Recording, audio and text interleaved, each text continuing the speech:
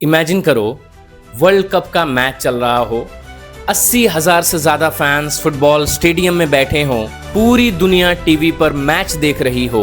India has qualified for FIFA world cup. सुनने में कितना अमेजिंग लगता है ना। लेकिन फिर रियलिटी याद आती है। 1.4 बिलियन पॉपुलेशन होने के बाद भी इंडिया आज तक फुटबॉल वर्ल्ड कप में क्वालिफाई नहीं कर पाई है, जबकि Japan, Saudi Arabia, Iran, Qatar जैसे कंट्रीज बार बार वर्ल्ड कप खेल चुकी है। तो सवाल यह है, आखिर प्रॉब्लम कहाँ है? क्या इंडिया में टैलेंट की कमी है? क्या हमारे प्लेयर्स गुड इनफ नहीं हैं? या फिर फुटबॉल को उतनी इम्पोर्टेंस देनी नहीं चाहिए? और सबसे शॉकिंग बात, एक वक्त ऐसा भी था जब फीफा वर्ल्ड कप में इंडिया बहुत ज़्यादा ही करीब पहुंच चुकी थी। जी हाँ, आज हम जानेंगे इंडिया फीफा वर्ल्ड कप में क्वालिफाई ना करने का सबसे बड़ा रीज़न।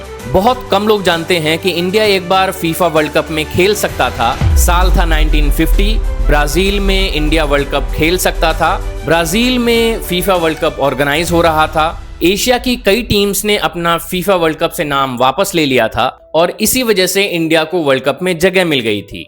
जी हाँ, लेकिन फिर कुछ ऐसा हुआ जिसने इंडियन फुटबॉल का फ्यूचर ही बदल दिया। Financial issues, travel expenses, poor planning और फुटबॉल को कम इंपॉर्टेंस मिलना, ये सब रीजंस बने और इंडिया फुटबॉल वर्ल्ड कप खेलने नहीं गया। सोचिए, अगर उस वक्त इंडिया फुटबॉल वर्ल्ड कप खेल लेता तो शायद आज इंडियन फुटबॉल की कहानी बहुत अलग होती। अब आते हैं सबसे बड़े रीजन पर इंडिया में, और वो है क्रिकेट। अब क्रिकेट से किसी को प्रॉब्लम नहीं है, हम सब क्रिकेट खेलते हैं और हम सब क्रिकेट को बहुत प्यार करते हैं। लेकिन सच ये भी है कि इंडिया में क्रिकेट ने सारे स्पोर्ट्स की हाइलाइट्स छीन ली है। स्पॉन्सर्स क्रिकेट में पैसा लगाते हैं, मीडिया क्रिकेट को प्रमोट करती है, ब्रांड्स क्रिकेट स्टार्स को साइन करते हैं और नेचुरली इंडियन यंगस्टर्स भी क्रिकेट की तरफ ज्यादा झुके हुए नजर आते हैं। आज अगर एक टैलेंटेड एथलीट के पास अगर कोई चॉइस हो क्रिकेट या फुटबॉल, तो ऑब्वियसली वो क्रिकेट चूज करेगा, क्योंकि रीजन बहुत सारे हैं। क्योंकि इसमें करियर अपॉर्चुनिटीज, फेम, पैसे, सब कुछ बहुत ज़्यादा मिलते हैं और इसका रिजल्ट फुटबॉल को जितना टैलेंट मिल सकता था उतना मिला नहीं। लोग कहते हैं इंडिया में फुटबॉल की टैलेंट नहीं है, लेकिन सच उससे कहीं ज़्यादा अलग है। इंडिया के विलेजेस, टाउन्स, सिटीज़ में बहुत सारे टैलेंटेड फुटबॉलर्स मौजूद हैं। प्रॉब्लम्स टैलेंट की नहीं, सिस्टम की है। ब्राज़ील और अर्जेंटीना जैसे देशों में बच्चे 5-6 साल से फुटबॉल की कोचिंग लेना स्टार्ट कर देते हैं। जर्मनी और फ्रांस में स्काउटिंग सिस्टम्स हैं जो हर बच्चे का टैलेंट उभार देते हैं। लेकिन अपने इंडिया में अभी भी कई स्कूलों में अच्छे ग्राउंड्स तक नहीं है, सर्टिफाइड कोचेस की कमी है, ग्रास रूट एकेडमीज लिमिटेड हैं और कई टैलेंटेड प्लेयर्स रिसोर्सेज की कमी के वजह से अपना सपना भूल जाते हैं। फुटबॉल में सक्सेस ओवरनाइट नहीं आती, इसके लिए 10 से 15 साल आपको कड़ी मेहनत करनी पड़ती है और यही एरिया है जहां पर इंडिया अभी भी स्ट्रगल कर रहा है। एक सिंपल सा रूल है, स्ट्रॉन्ग प्लेयर्स तब बनते हैं जब उनको स्ट्रॉन्ग कंपटीशन मिले। वैसे आईएसएल, इंडियन सुपर लीग ने इंडिया में फुटबॉलर्स को अच्छी पहचान भी दिलाई, लेकिन आईएसएल सिर्फ 2014 में शुरू हुआ। अब कंपेयर करो यूरोपियन लीग से, जिनकी हिस्ट्री 100 साल से भी ज़्यादा पुरानी है। वहाँ के लोकल प्लेयर्स भी हर वीक वर्ल्ड क्लास प्लेयर्स के अगेंस्ट खेलते हैं, बट इंडियन प्लेयर्स को वैसा एक्सपोजर अभी तक मिला नहीं। तो एक्सपीरियंस काफ़ी क्लियरली नज़र आता है। अब वर्ल्ड कप पहुंचने के लिए इंडिया को सिर्फ स्ट्रॉन्ग टीम नहीं बनना है, बल्कि एशिया की स्ट्रॉन्गेस्ट टीम्स को भी बीट करना पड़ेगा, जैसे जापान, साउथ कोरिया, फिर Iran, Australia, Saudi Arabia, Qatar.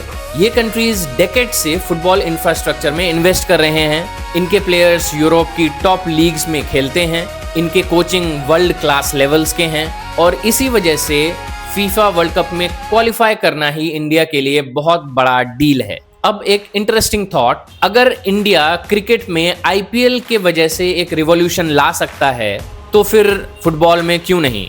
सोचिए, आईपीएल ने सिर्फ क्रिकेट को पॉपुलर नहीं बनाया, उसने इंडिया में छोटे छोटे ऐसे प्लेयर्स को उभार कर लाया जिन्होंने ना सिर्फ अपना करियर बनाया बल्कि अभी बहुत ही अच्छे पोजीशन पर हैं। आईपीएल ने टैलेंट को प्लेटफॉर्म दिया, इंफ्रास्ट्रक्चर इंप्रूव किया कोचिंग स्टैंडर्ड्स और ऊपर किए और एक पूरा इकोसिस्टम खड़ा कर दिया। अब आज ऐसा है कि इंडिया में हर गली के बच्चे आईपीएल देखकर क्रिकेटर बनना चाहते हैं। सोचिए अगर फुटबॉल को भी इसी लेवल का एक्सपोजर, इसी लेवल की इन्वेस्टमेंट और इसी लेवल की मीडिया कवरेज मिले तो इंडिया फुटबॉल में भी हिस्ट्री क्रिएट कर सकता है। हमारे पास टैलेंट है, हमारे पास पॉपुलेशन है, हमारे पास पैशन है, बस ज़रूरत है फुटबॉल को भी नेशनल प्रायोरिटी की तरह ट्रीट करने का। अब इंडियन फुटबॉल को आगे बढ़ाने के लिए फॉर्मर फुटबॉल प्लेयर्स का रोल काफ़ी अच्छा हो सकता है, जैसे बाईचुंग भूटिया।